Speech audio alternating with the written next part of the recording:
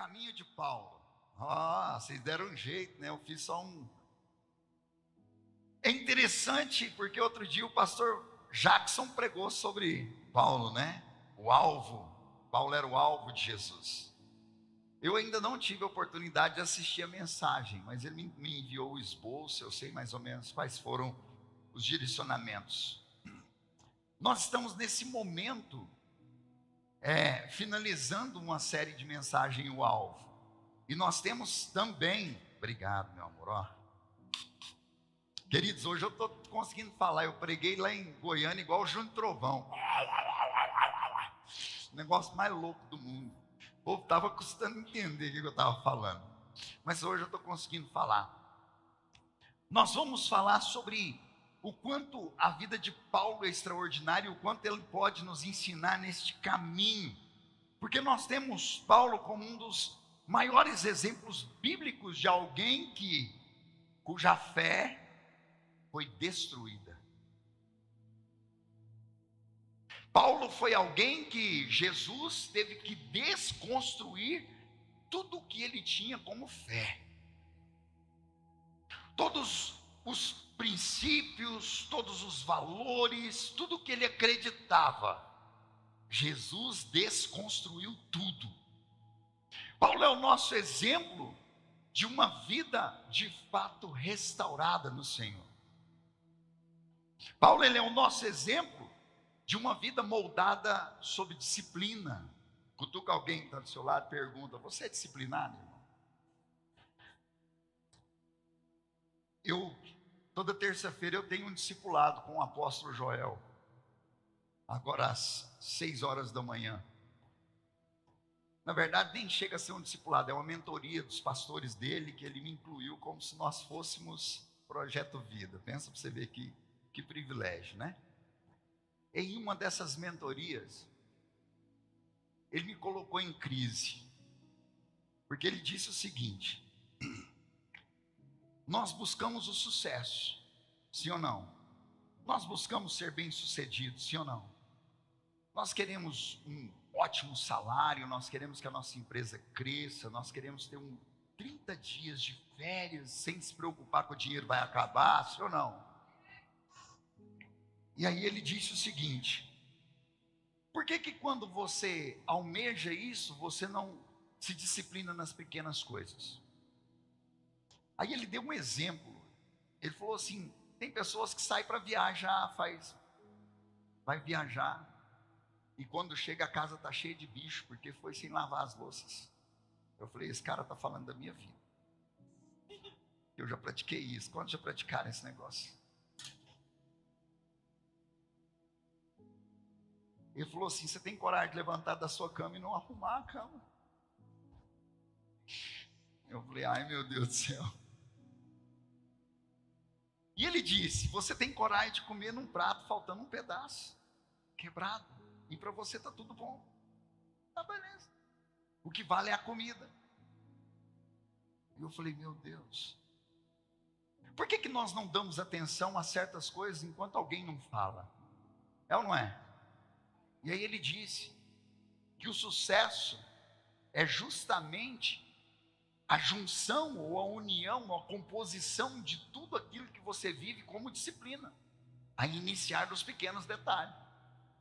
E aí ele falou: eu não consigo deitar a cabeça no meu travesseiro sabendo que a louça está suja para o dia de amanhã. E é interessante que bem nessa semana minha esposa ficou brava, porque ela foi fazer o café e a louça da janta estava lá, e ela teve que lavar a louça antes de fazer o café. Eu fiquei olhando e falei: cara, esse cara está visitando esse apartamento. Paulo é um exemplo de disciplina. Para deixar você tranquilo, querido, depois que ele pregou, nós mudamos essa cultura já lá em casa. Eu sou muito disciplinado nesse ponto. Eu quando uma palavra finca no meu coração, eu não dou conta de ficar mais negociando ela não. Então nós viajamos, mas a louça ficou limpinha. Tirei o lixo, zerei tudo. Nós viajamos, chegamos, o apartamento estava cheiroso. Graças a Deus. Então a cama ficou arrumada. E Paulo, ele era um homem disciplinado. Tanto quando no judaísmo, quanto depois em Cristo. E ele teve que ter uma vida moldada sob uma nova disciplina. Paulo teve uma vida consumada com fidelidade. Cutuca alguém que está do seu lado e fala assim: a sua vida é consumada por fidelidade.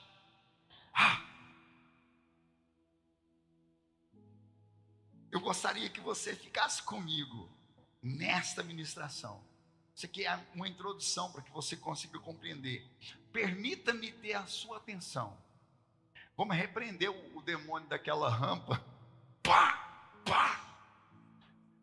Primeira coisa que eu fiz foi ligar para o serralheiro. Falei: cara, você falou que ia lá sexta. Não deu, aposto, viajei. Deus vai fazer algo extraordinário aqui essa noite, você crê? O caminho de Paulo, a restauração da fé de Paulo começa quando? Quando ele se encontra com Jesus.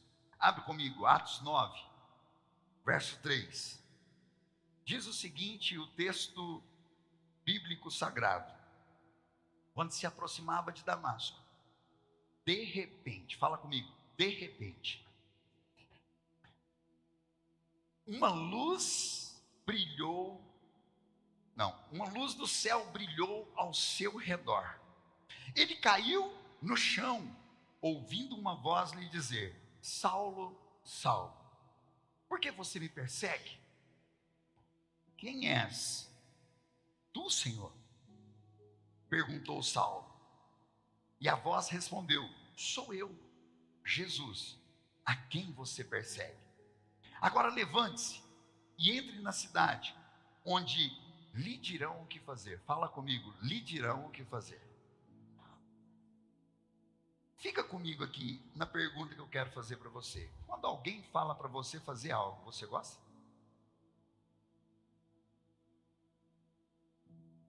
É ruim, né? E quando as pessoas falam para a gente fazer aquilo que já era para a gente ter feito? É horrível, né? Só que nós estamos falando de um comandante da guarda. Nós estamos falando de um homem que, dentro da seita dos fariseus judaicos, era um perseguidor da igreja. Era um cara que falava para todos o que fazer. E agora, depois que ele cai, essa luz brilha, ele fica cego. Jesus está falando assim: vai para aquela cidade e alguém vai dizer o que você deve fazer agora. Aqui começa uma mudança de perspectiva na vida de Saulo. Mas vamos falar Paulo. Por quê? Porque agora do comando ele está sendo comandado. Do governo ele vai passar a ser governado. De direcionador ele agora vai ser direcionado. Então não existe e nem nunca vai existir restauração verdadeira se não houver um encontro verdadeiro com Jesus. A restauração da minha vida acontece ao encontro com Jesus. Se não houver um verdadeiro encontro com Jesus, jamais a nossa vida será restaurada. Apóstolo, eu encontrei com Jesus já tem alguns anos e a minha vida ainda não foi totalmente restaurada. Glória a Deus. O dia que for, você vai embora, irmão. Vai para o céu. A hora que termina a obra, a senha toca. Conseguiram me entender, sim ou não? Então nós estamos num processo contínuo de transformação, de restauração. Então, todas as pessoas que eu conheço que realmente teve um encontro genuíno com Jesus, jamais olhou para trás. Jamais saiu da boca: eu vou desistir desse negócio de ser crente. Eu quero te dizer, irmãos, que de fato e verdade, aqueles aos quais eu conheço, que eu sei, que teve um encontro com Jesus. Irmão, às vezes a pessoa passa por desafios gigantescos, mas não olha para trás. Às vezes passa um tempo na igreja doente, mas está na igreja. Frustrado, mas está na igreja. Querendo desistir da igreja, mas está na igreja. Mas olhar para trás, não. Por quê? Porque teve um encontro com Jesus. Então, quando nós olhamos nessa perspectiva, você vai ver que algumas pessoas que veio na sua mente, talvez você agora possa colocar em xeque esse encontro. Será que encontrou mesmo? Estão percebendo comigo? Sim ou não? Qual que é o tema? O caminho de Paulo. Fala comigo. O caminho de Paulo. A verdade, ou a verdadeira restauração, começa quando ele confronta a nossa fé. Paulo, ele teve um encontro com Jesus e Jesus confrontou a fé dele. Eu não sei se a sua fé um dia foi confrontada, a minha foi. Quando eu me encontrei com Jesus frente a frente com o demônio, você conhece o testemunho, eu não preciso dizer, ele estava confrontando a minha fé. Porque tudo que eu acreditava, eu fiz, irmão. Eu rezei tudo enquanto era reza que podia, eu cantei tudo enquanto era ponto que eu podia, eu fiz de tudo que eu acreditava que daria certo e nada deu certo. Ele confrontou a minha fé e falou: olha, a sua fé não é válida para esse momento, ou é comigo ou não é. Com Paulo foi do mesmo jeito. A minha pergunta para você: e se ele confronta hoje a sua fé? Não, apóstolo, mas eu já sou convertido, a minha fé. Será? Fica comigo. Paulo acreditava que servia a Deus no judaísmo. Sim ou não? Ele acreditava, irmão. Ele fazia o que fazia por acreditar. Levanta a mão aqui, deixa eu fazer um censo. Você que veio, não vou nem levantar, não vou nem pedir, eu já vou direto no Moreninho, que eu vi ele ali. Consegui te ver, Moreninho. Moreninho, antes de você conhecer Jesus, você praticava era o espiritismo, não era? Mais ou menos. Mas você acreditava que estava certo? Quem aqui praticou o catolicismo por algum tempo? Acho que Rossini. Você acreditava que estava certo? Você estava lá, mas não acreditava, não? Olha aí. Uma exceção, hein? Você acreditava? Quem mais aqui? Você acreditava, mas você também, Aline? Pastor Jackson? Aqui o Igor também? Naju? Infinitas pessoas que estão ou estiveram, estavam porque acreditavam que estava certo, acreditando que era verdade. Então, eu passei por alguns anos da minha vida com uma pergunta: por que Jesus não matou Saulo, irmão? Quando Saulo entrou numa igreja e matou os cristãos, por que Jesus não matou ele? Por que Jesus não permitiu qualquer um crente, mais ou menos, pegar um tacape e dar na cabeça dele, irmão? Você nunca se perguntou sobre isso? Eu me perguntei. Uai, imagina se você é Deus, se você é Jesus. Pensa comigo. E aí, você é Jesus e está aqui nesse culto, entra um doido aqui para matar nós. Você não vai fazer nada?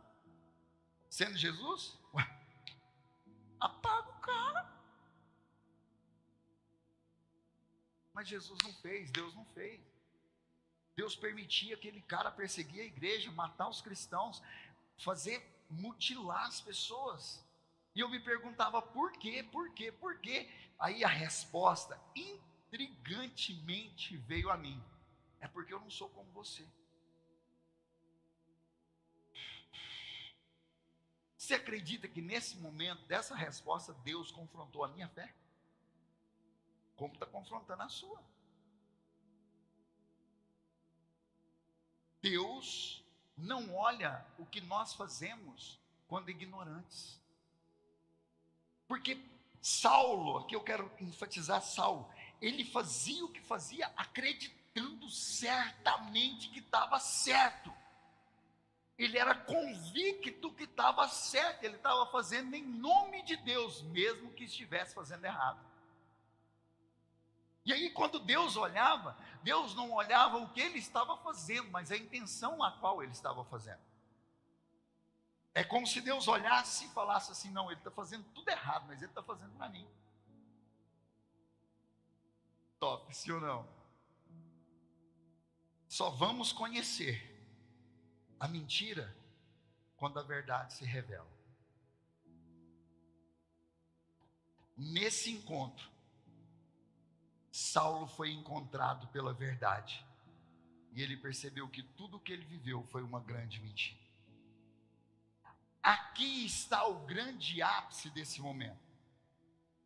Se eu me encontrei com a verdade, eu preciso ter certeza do que o que eu vivi foi uma mentira. E é nesse momento que acontece a verdadeira conversão. É nesse momento que acontece a verdadeira transformação na vida de um ser. É aqui que é o start, quando eu olho o que eu vivi para trás e falo, cara, infelizmente, eu vivi uma grande parte da minha vida mentira. Uma grande mentira. Então vamos lá. O que Paulo vivia? Uma fé poderosa, porém deformada. Uma fé válida, mas deformada. Uma fé que, se fosse modular ela seria abstrata. Se fosse pintar um quadro, seria um quadro abstrato. Se fosse fazer uma estátua, uma escultura, seria uma escultura abstrata. O que Jesus fez? Colocou um molde. Ele modelou, ele pintou uma nova tela para a vida de Paulo. O que esse encontro, então, ocasiona na vida desse homem? Eu fiquei muito curioso essa semana perguntando sobre isso. Falei, Senhor, o que esse encontro ocasionou na vida daquele homem? Para chegar ao ponto dele viver o que ele viveu. Fica comigo. Deus rompe na vida de Paulo com a antiga estrutura mental dele. Jesus faz uma metanoia na mente de Paulo. Romanos 12. Eu rogo-vos, pois, irmãos, olha o que Paulo está dizendo, para que vocês não se amoldem a esse mundo, mas sejam transformados pela renovação da sua maneira de pensar, para que assim você possa alcançar a boa, a agradável e a perfeita vontade de Deus. Paulo estava falando de si. Quando eu encontrei com Jesus, a minha mente foi transformada e hoje eu experimento a boa, a agradável e a perfeita vontade dele. Quantos de nós, irmão, oramos e pedimos a perfeição de Deus, a bondade de Deus, aquilo que Deus tem para nós e não alcançamos, porque a nossa mente ainda está presa na fé que a qual ele já deveria ter destruído. Apóstolo, por que ele não conseguiu destruir? Você não deixou. Olha aqui onde o fio está chegando, irmão. Tem cabimento o fio desse troço? Não tem cabimento isso aqui não. Depois você edita aí, meu filho. Eu vou precisar tirar esse fio daqui, senão eu vou arrebentar ele. A minha esposa ainda falou uma semana sobre isso. Consegui. Vamos lá. Vamos lá. Então, Deus precisou desconstruir o que Paulo acreditava e construir um novo fundamento, um novo alicerce. Minha pergunta para você: quando você vai de fato permitir que ele construa um novo fundamento na sua vida? Quando? Quando você vai abrir mão da estrutura que você mesmo criou? Quando você vai abrir mão dos valores que você mesmo criou? Quando você vai abrir mão da crença que você mesmo criou? A gente culpa os nossos pais. Essa semana eu vi o meu pai fazer algo que há muito tempo eu não vi. Eu falei, eu estou precisando levar meu pai para a igreja de novo. Ele ainda tem uma estatuazinha de uma santinha lá. Acho que você viu ela lá, né, Pamela? Ele foi lá e deu um beijo na testa da santa. Que negócio. Falei, meu Deus, como o ser humano é enganado. Com muito amor e carinho, deu uma vontade de bater a cabeça dela na parede para mostrar para ele, a cabeça cair, mas não vai adiantar, não vai desconstruir. Mas nós modulamos. Talvez você não faz isso, e eu oro para que não faça, mas você faz pela sua mãe e pelo seu pai.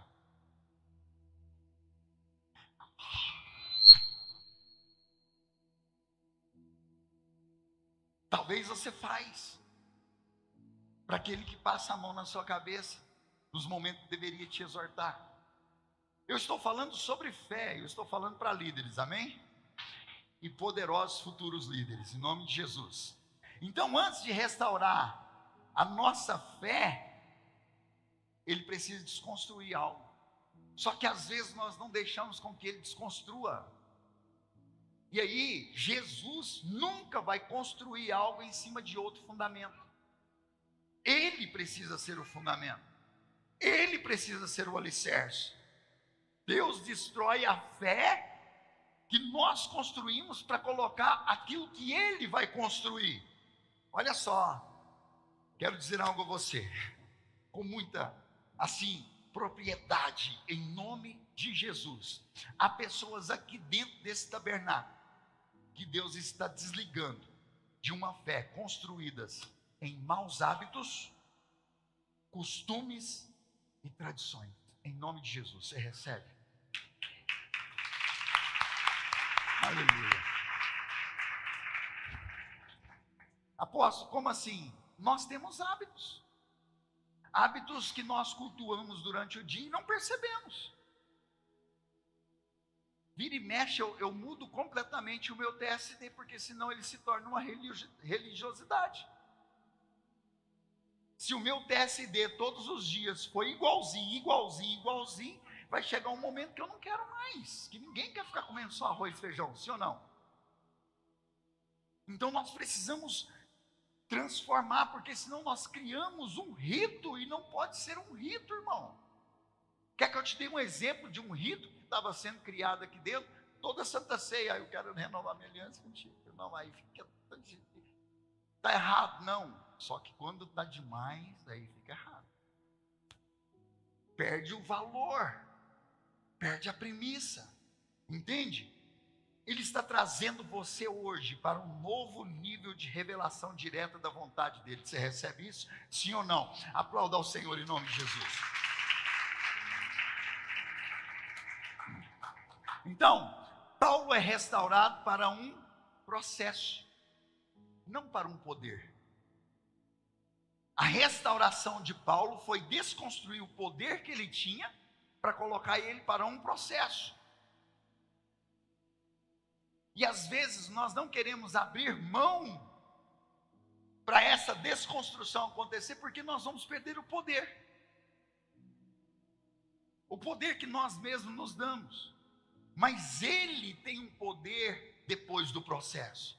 Então Paulo agora ele vai passar para um processo. Olha o verso 15 do mesmo capítulo 9. O Senhor, no entanto, disse: vá, pois Saulo é o instrumento que eu escolhi para levar a mensagem aos gentios e aos reis, bem como ao povo de Israel. Olha o que Deus está falando para Ananias aqui, Jesus está falando para Ananias: vá, ele é um instrumento que eu escolhi. Imagina a cabeça de Ananias. Ananias fala para Deus, o texto até fala: Senhor, o senhor sabe quem que é ele? Esse cara aí é o perseguidor, ele mata a gente. Ele é bravo. E aí Jesus fala: ele é instrumento meu agora. Vai. Com ele eu que trato agora. O nosso relacionamento ficou mais íntimo. Uau, isso aqui é poderoso demais. Eu mostrarei a ele o quanto ele deve sofrer pelo meu nome. Por quê? Porque no judaísmo ele fazia sofrer por causa do nome de Jesus. Agora, Jesus vai fazê-lo sofrer pelo nome de Jesus. Ele causava o sofrimento, mas agora é ele que vai sofrer. Apóstolo, mas ele vai apanhar? Não, irmão. Quando nós amamos Jesus e temos a nossa fé restaurada por ele, quando ele é o nosso alicerce, nós sofremos quando nós vemos um irmão perdido. Nós sofremos quando vemos um irmão que não tem a revelação de quem ele é. Nós sofremos quando nós ficamos aí, sentados na igreja esperando o nosso discipulado e ele não vem. Nós sofremos quando nós olhamos a nossa célula e não tem ninguém lá. Nós sofremos quando não tem um visitante. Nós sofremos quando vemos aquela pessoa que nós acreditávamos ter convertido, voltando a velhos hábitos. Era esse o sofrimento que Saulo agora ia experimentar. O amor nos faz sofrer, irmãos. Amar nos faz sofrer.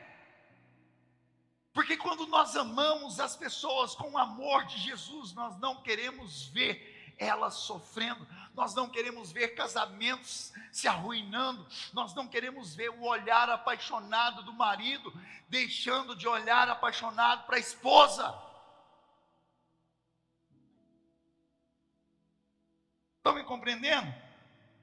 Se isso não dói em você, sinto dizer para você, você ainda não se converteu. Olha aqui o presente. E meu filho, Para atrapalhar essa palavra, você tá chique. só para mostrar que já estou indo embora já. Isso. Apresentou ontem? Não, eu vou apresentar ele ainda. É. Vocês para na E aí, carinha? Timóteo?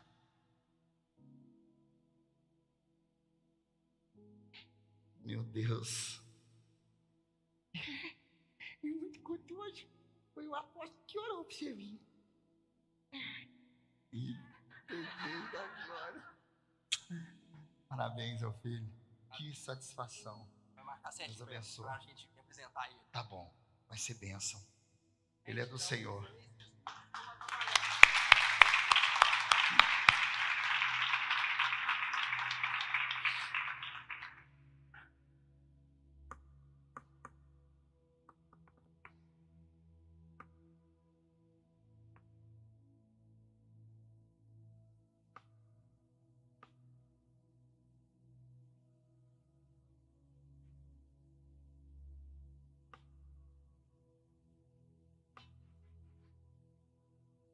Paloma, a última frase que ela falou para mim foi: eu vou dar um filho para ele.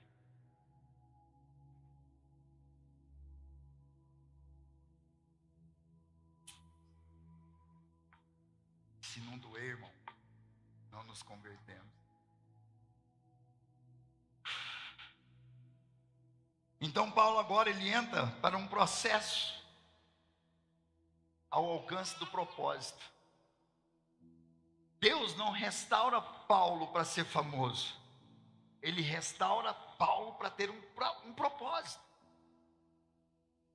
Ele está alocando Paulo no seu verdadeiro propósito. Apóstolo, isso é bom, mas dói.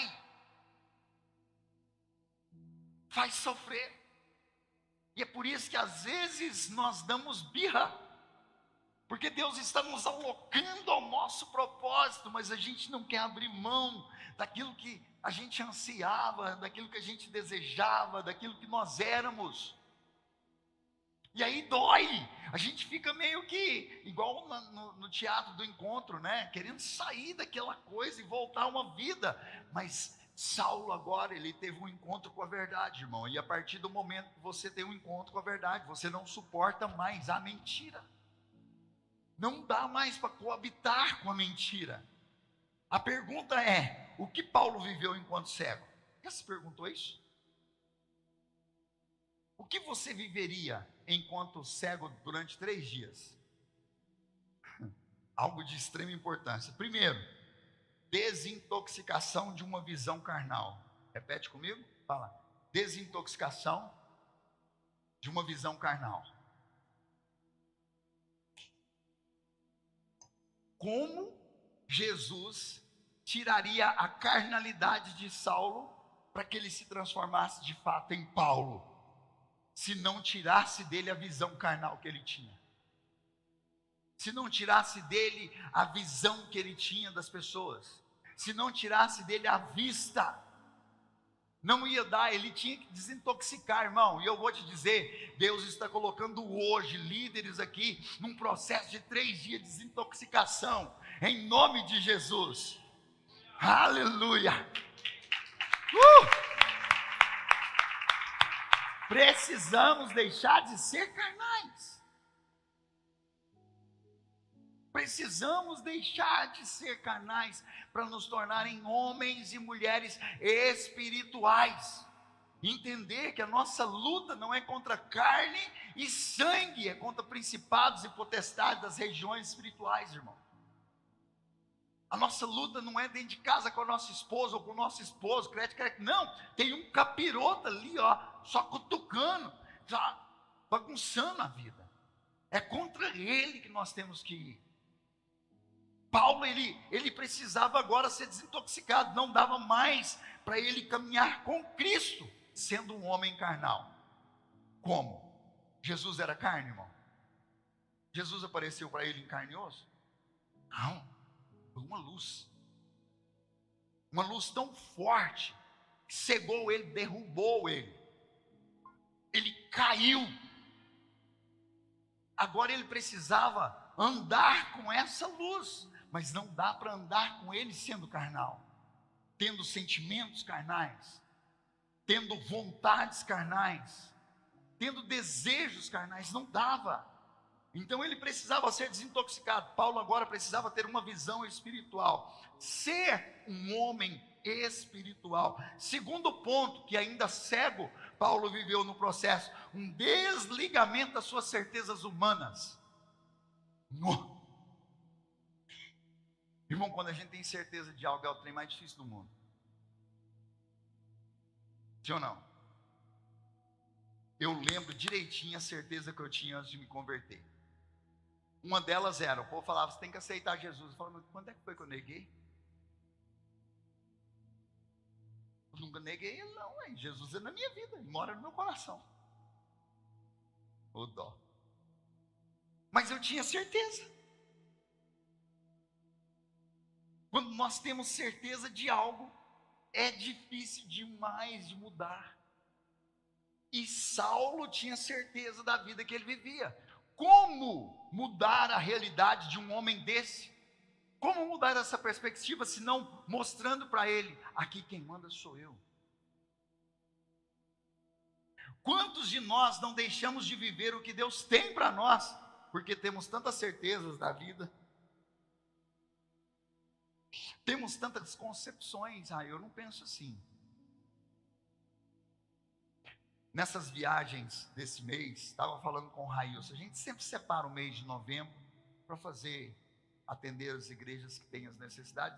O pastor Carlos ainda deu birra lá ainda em Goiânia, falou, não, o senhor vai ter que passar uma semana comigo. Eu não conseguiu ir na minha igreja, ele pegou tarde, tadinho. E nessas viagens nossas, nós estamos sentando com pessoas que têm uma outra realidade. E lá em Campo Grande eu conheci o pastor Duda. E ele me deu uma chave poderosa. Quando nós saímos, nosso carro deu um defeito, nós voltamos. Então uma viagem de 700 quilômetros virou 1.200. Porque eu já tinha andado 200 e tanto, voltei 200 e tanto, deu certo, fui 200 e tanto de novo, depois continuei a viagem. Então o trem foi desafiador. Só que antes de decidir voltar, eu falei, meu amor, abre a Bíblia. Vamos ver o que Deus está falando. Vai que não é para a gente ir. Ela abriu a Bíblia e estava lá um texto que eu não vou me lembrar o endereço, falando assim, não espere nenhuma palavra do profeta, porque a boca dele vai estar fechada. Eu falei, pronto, descansa o coração. Nós estamos indo só para o casamento mesmo, não vai ter que acontecer nada, não vai sair nada da boca do pastor, do profeta Arno. Vamos para o casamento, e fomos. Só que aí Deus usou o pastor Duda, sentado numa mesa, ele falou assim, apóstolo, eu tenho aprendido ao longo da minha caminhada, que quando as pessoas novas chegam na igreja, eu preciso apresentar para elas o que nós cremos. Para elas decidirem se vão ficar na igreja que nós estamos, porque para ficar, elas precisam crer como nós cremos. Irmão, fala sério, isso aí é lógico, sim ou não? Mas eu não tinha pensado assim ainda.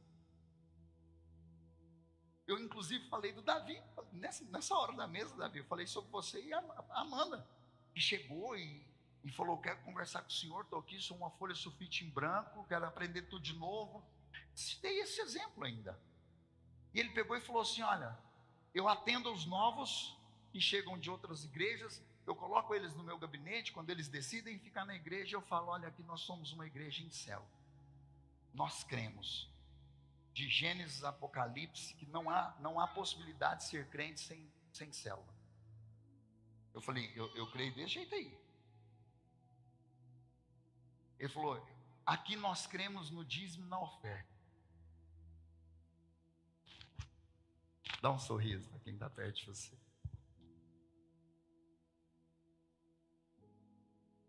Você crê no dízimo, na oferta?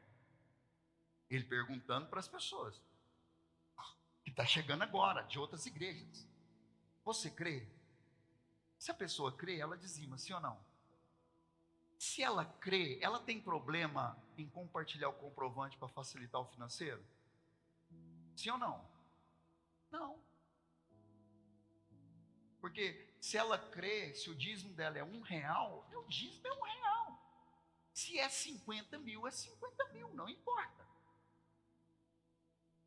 Mas quem crê, não se sente constrangido. Eu falei, pastor, obrigado. Entendi por que eu rodei 1.500 quilômetros. Uma nova doutrina está nascendo aqui hoje. Você pode aplaudir ao Senhor? Não chega nenhum irmão de outra igreja sem sentar no meu gabinete. Eu vou apresentar eles na Santa Ceia agora, igualzinho o pastor Duda faz. Estamos recebendo uma família e eles creem em célula, eles creem em dízimo e oferta, e eles creem no batismo no Espírito Santo. Aí se a pessoa falar, você está curioso, né? Eu não creio no dízimo e na oferta, eu não creio na célula, eu não creio no batismo no Espírito Santo. Nós vamos falar, seja bem-vindo, irmão, vamos congregar. Aqui você só não vai servir, mas você pode fazer parte da igreja aí, boa. Entende? Nós não vamos mandar ele embora, pode ficar. Só que não pode servir, irmão, não crê. Quem vai servir, vai fazer o quê? Vai desconfigurar tudo que nós fazemos aqui. Sim ou não? Entende isso? Valores. Nós precisamos desconstruir o alicerce ao qual um dia foi construído e construir um novo fundamento baseado em Jesus, ao qual nós cremos. Nós lutamos, irmãos, para ser uma igreja bíblica. Nós nos subjugamos para ser uma igreja bíblica. Terceiro ponto que Paulo viveu: início de uma nova fé baseada em Cristo. Naqueles 3 dias, Jesus destruiu a fé dele. Jesus colocou ele, tirando a carnalidade para transformar ele em um homem espiritual, e agora estava alicerçando ele numa nova fé. Apóstolo, como assim? Restaurando a vida dele, a visão dele, através de um cristão, Ananias. Se Ananias não ora, ele voltava a ver?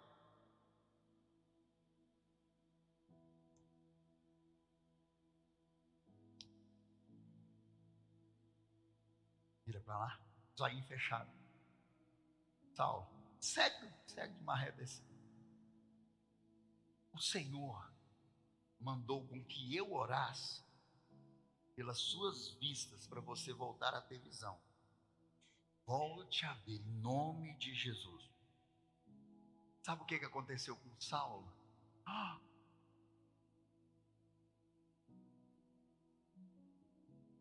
Ele me curou. Jesus me curou. Mesmo eu matando tantas pessoas, Ele me curou. Mesmo eu perseguindo Ele me curou. Mesmo eu sendo quem fui, Ele me curou. E a partir de agora eu sou quem Ele quer que eu seja. Você pode aplaudir ao Senhor. Aleluia, aleluia. Sabe o que ele tinha agora? Uma evidência milagrosa do poder de Jesus na vida dele.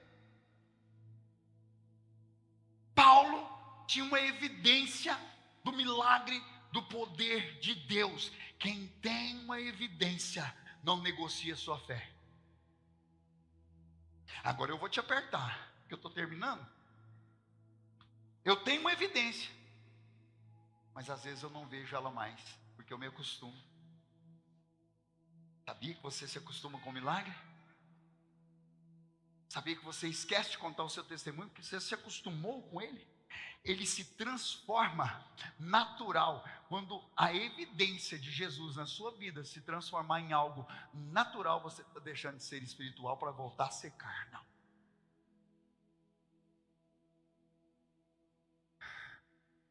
Paulo agora tinha uma evidência do poder de Jesus. Ele era um milagre.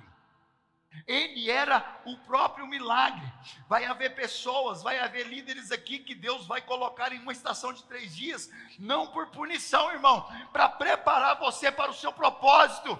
Ele vai cegar você como natural, para te dar uma visão espiritual, em nome de Jesus. Só você que recebe, aplauda ao Senhor aí, em nome de Jesus.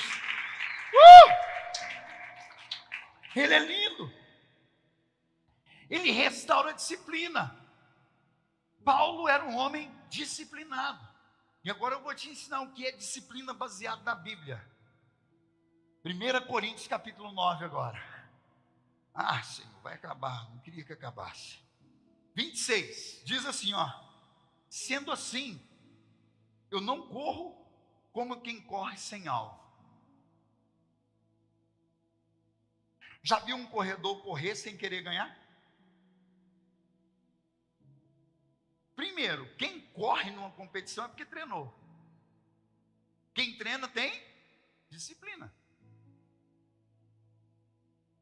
Disciplina, irmão, eu sou extremamente disciplinado. E quando eu fico indisciplinado, bagunça a minha vida toda. Quando você me vê acima do meu peso, é porque eu estou indisciplinado. Estou com 90. 42 está caindo. Depois você corta, meu filho. Anota os minutos aí. É só para o povo rir. Presta atenção. O texto está dizendo que ele não corria à toa. Ele não entrava numa competição à toa. Ele entrava para ganhar. Vou traduzir para nós. Ele não fazia uma visita à toa. Ele fazia uma visita com propósito. Pegou? Ele não fazia um discipulado por fazer, ele fazia um discipulado com propósito. A gente precisa traduzir para a nossa realidade. Ele não vinha nos cultos à toa, ele vinha para dar continuidade na transformação e no crescimento dele. Do que vai adiantar, irmão? Nós vimos no culto domingo de manhã, repete domingo à noite, vem na segunda-feira, se nada daquilo ali mudar a nossa vida. Não adianta. E aí ele diz assim, ó, eu não luto como quem esbofeteia o ar, lutar contra o vento. Ele falou, não, se for para mim dar um soco, eu vou dar um jab no queixo, o cidadão cair. Propósito. Paulo tinha disciplina no propósito. Agora, note isso, no verso 27. Mas eu esmurro o meu próprio corpo e faço dele o meu escravo, para que, depois de ter pregado a outros, eu mesmo não venha a ser reprovado no que eu preguei. Ó, Paulo está dizendo assim, ó, eu dou murro no meu corpo para eu não voltar na palavra que um dia eu dei. Eu esbofetio-me, eu me subjugo para eu não quebrar a promessa que um dia eu fiz. Entende? Ele fala assim, ó, eu tiro o meu corpo da sua zona de conforto para que ele não volte a praticar as obras carnais que um dia ele praticou. Então, Paulo está dizendo nesse texto sobre a restauração da fé, leva à restauração do caráter. Não dá para restaurar a fé sem restauração do caráter. O caráter é transformado. Paulo entendeu que a unção sem disciplina produz queda. Unção sem disciplina produz queda. Tem um texto, eu podia ter anotado dele, ele me veio à memória e voltou agora, e eu não anotei. Mas tem um texto que inclusive é Coríntios também, se não estiver enganado. Ele vai dizer assim, não, é Tessalonicenses. Vamos lá, me ajudem os bons de Bíblias aí. Ele fala assim, ó, que quando nós vamos ser tentados, antes mesmo de ser tentado, Deus nos dá o escape. Sim ou não? Achou aí, meu filho? Ainda não? Davi, me ajuda, cara. É mais ou menos esse aí. Vocês lembram desse texto? Não vai precisar pôr não, né? Antes mesmo de nós sermos cair na tentação, Ele nos dá a saída. E por que a gente cai? Falta de disciplina. Falta de esmurrar o seu próprio corpo. 1 Coríntios 10, 13. Coloca aí para a gente ler, para não ficar esquisito. 1 Coríntios 10, 13. Vamos lá. E sobreveio a vocês tentação que não fosse comum aos homens. Mas Deus é fiel. Ele não permitirá que vocês sejam tentados além do que podem suportar. Antes, quando forem tentados, Ele mesmo providenciará um escape para que a possam suportar. Apóstolo, não dei conta, caí na tentação. Não ficou atento, coligado ao Senhor. Você desligou do Senhor. Eu discipulei meu Deus, meu tempo. Eu discipulei um rapaz alguns anos atrás. E um dia a esposa dele veio conversar com a minha esposa e falou: eu não quero mais. Eu vou falar parafraseando, irmão, porque é ruim, né? Ela falou assim: ele prefere os 5 contra 1 do que eu. Entenderam? Entendeu, né? E aí ele chorando me perguntou: pastor, o que eu faço? Eu falei: nunca mais fecha a porta do seu banheiro. Simples assim. Você vai tomar banho com a porta do banheiro aberta, você vai cagar com a porta do banheiro aberta, você vai mijar com a porta do banheiro aberta, porque quando você fecha, o capiroto te pega lá. Então fica com ela aberta, porque aí você está nos olhos da sua esposa. Deus está dando o quê? O escape. Simples, irmão. Subjugar, disciplina. Nós precisamos sair pela tangente. Nós precisamos aprender isso. Todo homem de Deus e mulher de Deus precisa ter disciplina. Apóstolo, o que é disciplina cristã? Vida de santidade, vida de oração, leitura da palavra e comunhão com os irmãos. Fala o quê? Comunhão com? A palavra traduzida comunhão é koinonia. Koinonia não é churrasco. Koinonia é sentar na mesa e falar da palavra. Koinonia é compartilhar a Bíblia. Koinonia é ter algo em comum do céu. Koinonia, essa comunhão com os irmãos, é eu permitir o meu irmão me afiar como ferro afia o ferro. Uau! Isso aqui é. Então, olha só, eu pus essa frase: chamado sem autocontrole gera escândalo. Chamado sem autocontrole gera escândalo. Por quê? Falta de disciplina. Então o nosso corpo precisa ser esmurrado em áreas que apenas nós mesmos conhecemos, ninguém mais. O antigo pastor Neil Barreto, enquanto pastor, ele dizia: existe um Neil dentro de mim que nem a minha esposa conhece. Esse Neil que ela não conhece, eu tenho medo dele. Existe um homem e uma mulher dentro de você que ninguém mais conhece, e você precisa ter medo dele ou dela. Você precisa subjugar esse ser ao seu máximo, pisar nele assim como pisa em gafanhoto. Então, nós precisamos ser esmurrados em quais áreas? Primeiro, nos desejos, os quais ficam enclausurados dentro de nós.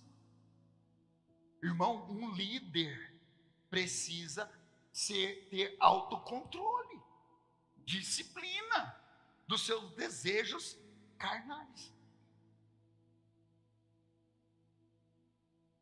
Segundo, no orgulho, que tende a nos levar para onde? A ser abatidos. A Bíblia vai dizer que aquele que decide se humilhar é exaltado. Tem gente que fala: aquele que é humilhado é exaltado. Humilhado é humilhado mesmo. Mas aquele que decide se humilhar, ele vai ser exaltado. Mas o orgulhoso é abatido. Então, se tem uma área que eu preciso ter disciplina, é no meu orgulho próprio. Apóstolo, quando é que o meu orgulho é ferido? Quando alguém te diz uma verdade e você não gosta dela. E a verdade normalmente é sobre nós. Quando alguém fala uma verdade, irmão, eu vou me colocar junto com você. Quando o meu pastor fala uma verdade sobre mim, que está errada, você não tem noção como eu fervo. Mas eu fervo dentro de mim assim, eu entro em ebulição, tentando não mostrar expressão alguma, porque senão fica pior, né? E eu saio mastigando. Você acha que é só você? Não, eu também, eu saio mastigando. Eu ruminando aquele negócio, ele vomita e volta, engole, volta, engole, volta, engole, até que você consegue romper. Disciplina. Disciplina. Liguei para ele, falei, pastor, estou com um problema assim. Eu preciso, pastor Jarley, resolver isso. Como que o senhor resolveria? Ele, primeiro, meu filho, você vai precisar reconhecer que foi você que errou lá atrás. E o orgulho fica onde? Tá bom, pastor, eu sei que foi eu que errei. Então pronto. Se você sabe que o erro foi seu, corrija ele. Tá bom. E se eu não permitir essa palavra na minha vida por causa do orgulho? Eu desando todo o resto da maionese. Estão me entendendo, irmãos? Vocês estão comigo? Ponto 3, que nós precisamos ter disciplina nas emoções não tratadas. As emoções que não são tratadas, ela pode te destruir. Apóstolo, o senhor pode me dar um exemplo? Claro. Uma emoção não tratada, ela vai gerando uma doença dentro de você. Ela vai gerando algo que não deve coabitar com você. E aí, o que acontece com uma doença não tratada? Você começa talvez a sentir ansiedade, você começa talvez a viver depressão, ou você começa a se tornar uma casquinha de ovo de codorna. O pastor Fabrício agora tem coleção de ovo de codorna, tem umas codornas, depois você pega um ovo com ele. Já viu a resistência de uma casca de ovo de codorna? Não, já ou não? É frágil. Quando você não tem as suas emoções tratadas, corrigidas, qualquer coisa que as pessoas te falam, você magoa.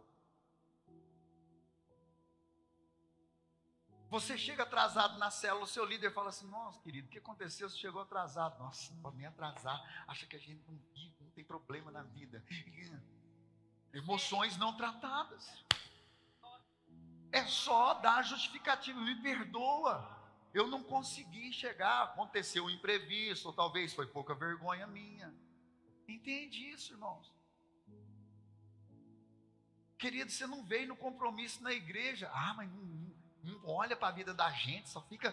Irmão, emoções não tratadas.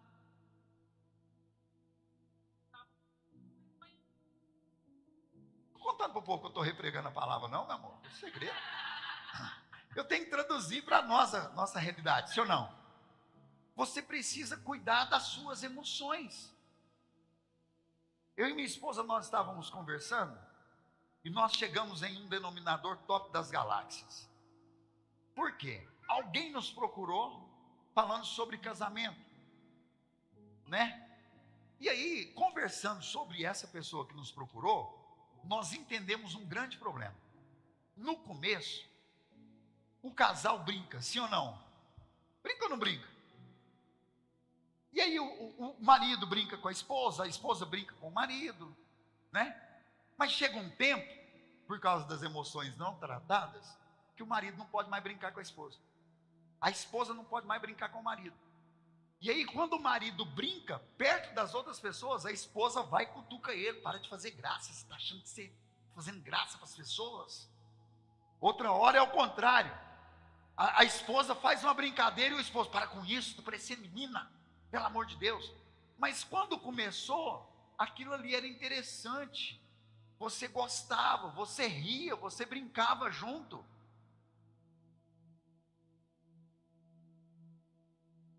Vocês estão entendendo?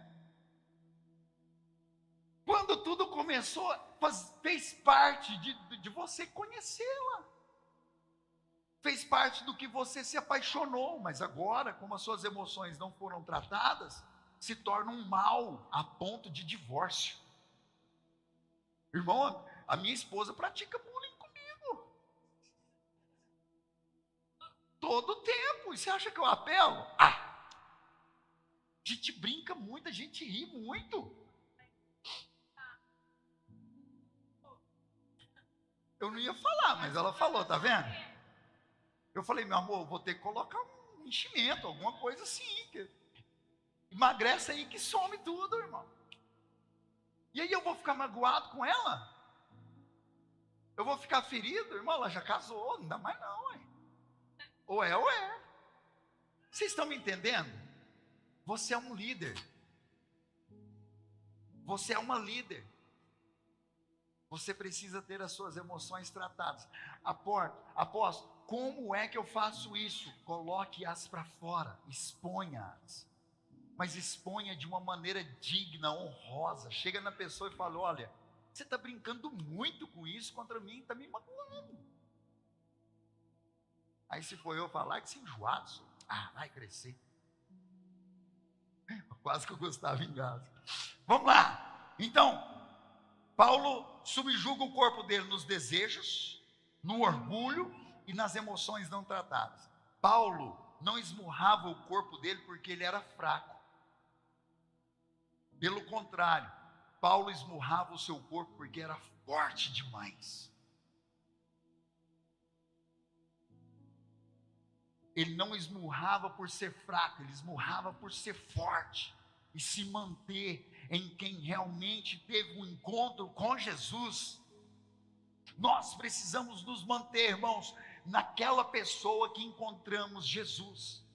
É claro que nós vamos ser aperfeiçoados no meio do processo, mas nós precisamos nos manter. Ele sabia, dentro dele existia algo, existia alguém que não podia submergir de volta. Ele precisava destruir, porque quando esse homem ou essa mulher volta, ele destrói o seu chamado. Há líderes aqui que Deus está chamando de volta para o altar da renúncia. Existem líderes aqui dentro que o Senhor está te chamando para o altar da renúncia. Você vai precisar renunciar tanta coisa que você está engasgado. Você vai precisar renunciar tanta coisa que você não concorda. Você vai precisar renunciar tanta coisa que você não entende. E eu vou te dizer, nós vamos passar a vida e vamos viver muita coisa que nós não vamos entender, mas você vai ver que vai estar dando certo. Porque é Cristo. Deus não se explica, Deus se revela. Ele não é explicável, ele é uma revelação. Para esmurrar aquilo que está impedindo você fluir na glória de Deus. Vai para o altar da renúncia, esmurrar aquilo que impede você de experimentar a glória, experimentar o poder, experimentar o melhor do que tem de Deus para nós, irmão. O pastor Paulo, lá em Goiânia, perguntou para nós como está lá na igreja. Eu falei, está espetacular. Nós estamos no nosso melhor momento. Apóstolo, o senhor estava mentindo? Não, irmão, eu sou profeta. Quando Ezequiel chegou no vale de ossos secos, Deus perguntou o que para ele? O que você está vendo? Senhor, eu estou vendo um monte de osso. Um grande exército morreu, a carne pudrificou, não sobrou nada senão o vale dos ossos secos. Então profetiza vida. Abre a tua boca e fala para voltar aí a carne, os ossos, os nervos, que eu vou soprar do meu espírito. Apóstolo, por que a minha célula está ruim? Você não está profetizando vida. Apóstolo, por que não tem visitante? Você não está profetizando vida. Você está vendo só a morte. Apóstolo, meu casamento está uma... Profetiza vida.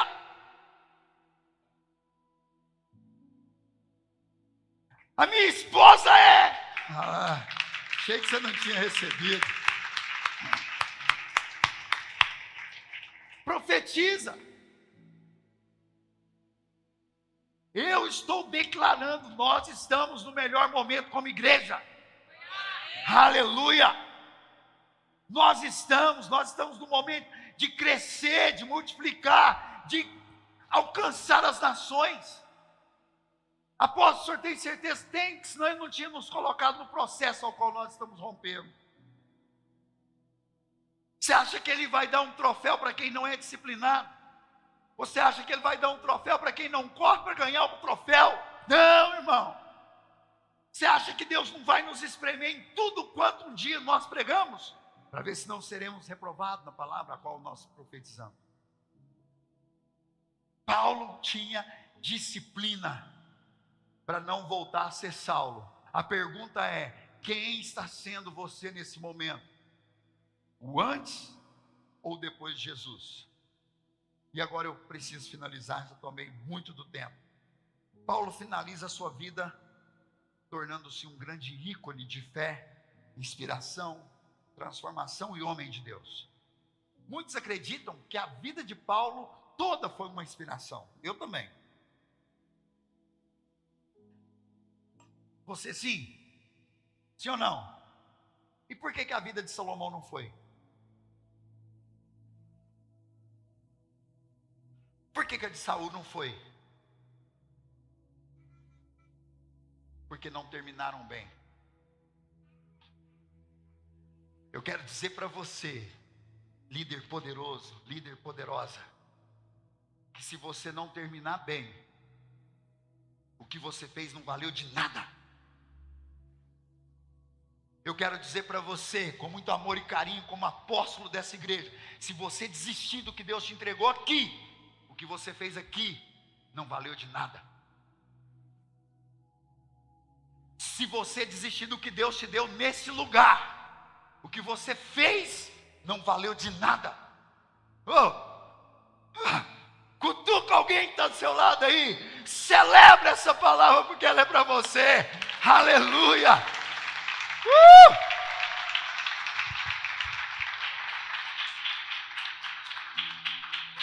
Ei, eu preciso dizer isso aqui para você. Não é importante o início, não é importante o durante, se no final você fracassar. Eu quero te dizer sobre o final da vida de Paulo. Em 2 Timóteo capítulo 4, verso 6, ele diz o seguinte: já estou sendo derramado como uma oferta de libação ou bebida. Está próximo o tempo da minha partida. Olha o que esse homem está dizendo. Eu estou chegando ao fim da minha vida. Eu já sei que o Senhor vai me levar. No verso 7 ele afirma: eu combati um bom combate. Eu terminei a corrida. Ele não está dizendo que foi campeão na corrida, mas ele terminou. O problema é que quando nós não vamos ser campeão, nós desistimos. O problema é que quando eu não sou o primeiro, eu também não aceito ser o segundo. Eu não aceito ser o terceiro. Ou eu sou o melhor ou eu não sou. Irmão, aqui não, lá fora.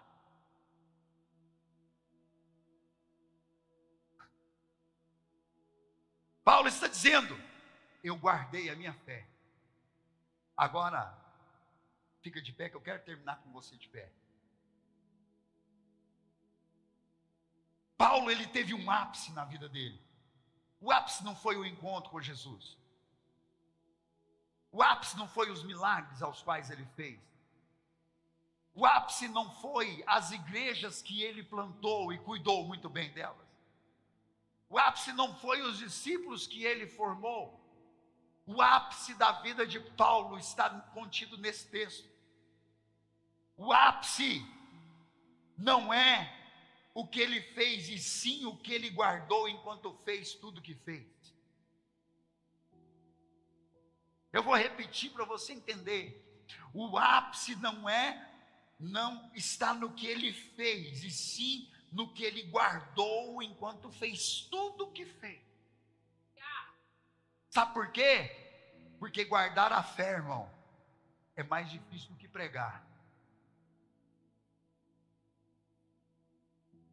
Guardar a fé na hora que você está no vale da sombra da morte é mais difícil do que qualquer coisa. Porque você vai ter que crer com fé que no vale da sombra da morte Ele vai estar lá com o cajado dele para te consolar. Mas muitas pessoas, quando chegam no vale, desistem por falta de fé. Eu quero te dizer que guardar a fé é mais difícil do que liderar. Eu preciso te dizer que guardar a fé é mais difícil do que gerar um milagre.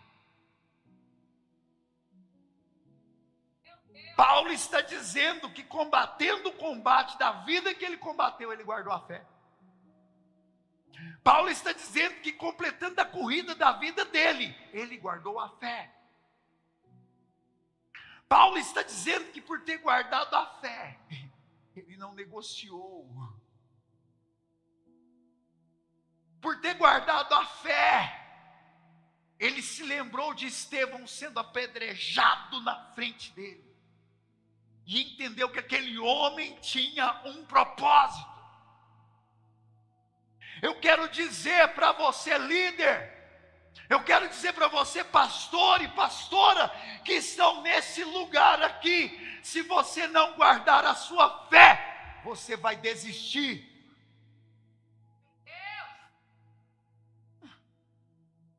Eu preciso te dar essa notícia. E eu quero terminar contando uma parábola. Havia 2 irmãos. Essa parábola ela está ebolindo em meu coração. Já tem alguns dias. E eu perguntando para o Senhor, Pai, quando é que o Senhor vai me permitir? Havia 2 irmãos, um mais velho e um mais novo. E não é do pródigo. O irmão mais novo teve um encontro com o Senhor Jesus. E ao se encontrar com Jesus, ele caiu. Ele caiu com o rosto em terra e se arrependeu da vida pecaminosa a qual ele levava. Quando ele se arrepende da vida pecaminosa a qual ele levava e se é transformado por outra pessoa, ele é enxergado pelo irmão mais velho. O irmão mais velho então percebe que aquilo que o irmão mais novo estava vivendo era bom. Não, como Deus disse, era muito bom. E o irmão mais velho então toma a decisão de ter esse mesmo encontro. Eu quero o que o meu irmão mais novo está vivendo. E mesmo com o encontro do irmão mais novo, o irmão mais novo então um dia cai com a cara no chão, se machuca. E o irmão mais velho, ao olhar o irmão mais novo, percebeu que não podia cair, precisava ser perfeito. Ao ser perfeito, perdeu a perfeição. O irmão mais novo se levanta, reconstrói, começa tudo outra vez, passa por um tempo desligado de tudo e de todos, porque precisava ser restaurado. A restauração, irmão, eu quero dizer algo para você, a restauração de alguém que um dia perde a santidade, ela precisa ser num lugar recluso, ela precisa ser num lugar de cuidado. Não existe restauração em lugares públicos. Todas as vezes que você pegar uma enfermidade que te destruir, você vai ser internado. Estou mentindo ou estou falando a verdade? E existe um lugar do tratamento que ninguém pode visitar você, você vai ficar de portas fechadas. O irmão mais novo passou um tempo nesse lugar sem visitação, sendo restaurado, visitado pelo Espírito Santo, visitado pelos irmãos, visitado, e ele se levanta, e o irmão mais velho olha e pensa, eu não posso cair nesse mesmo buraco.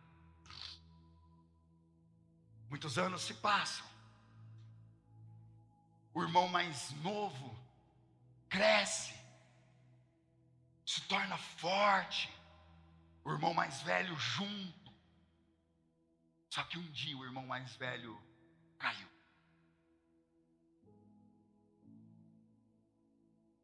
quando ele caiu, a memória da queda do irmão mais novo veio a ele.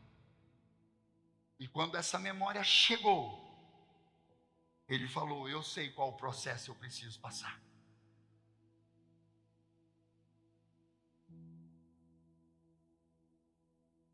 Mas eu não quero passar por esse processo. Esse irmão bate a porta e vai embora, deixando para trás a cura que estava dentro do lugar aonde ele precisava estar. Eu quero dizer para você que existem muitas pessoas que não experimentam a cura porque não querem passar pelo momento de internação. Não querem passar pelo momento de tratamento. Não querem passar pelo momento de transformação verdadeira. E tem muito doente andando lá de fora, adoentando outras pessoas. Eu estou falando para líderes. E se você é um líder e não tem a sua emoção tratada, cuidado para não se tornar o irmão mais velho. Você já está de pé. Nós cremos nos dízimos, nas ofertas. Eu posso ouvir um amém? Nós cremos nesse processo. Eu posso ouvir um amém? O caminho de Paulo precisa ser o seu mesmo caminho. O encontro, a transformação, a morte carnal, o nascimento do ser espiritual. Em nome de